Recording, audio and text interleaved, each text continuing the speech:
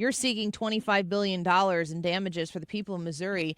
Another question I'm getting here from our listeners who are following us along here on the Annie Frey Show live chat is people are kind of wondering about that purchase of land that some Chinese interests have made. Is there any sort of plan in place for Chinese-owned land in the state of Missouri to correct that, what a lot of people think is an error? Yeah, absolutely. Look, there's a statute on the books now that limits how much foreign ownership of land is allowed, and certainly that's something we monitor constantly to ensure that Missouri farmland is utilized by Missouri farmers. But beyond that, I would say that this lawsuit is really the vehicle by which we can course correct.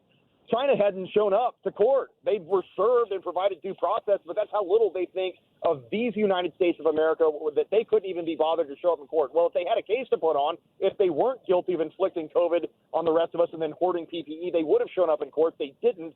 That's why we're going to get the default judgment for $25 billion. And the Foreign Sovereign Immunities Act, again, that's a statute enacted by the people's elected representatives in Congress, contemplates a method by which a state can then execute that kind of judgment. So China's not going to send us a check. We're going to have to go find Chinese assets, have them seized and sold, and then that money returned to the state of Missouri. So certainly that farmland's on the table.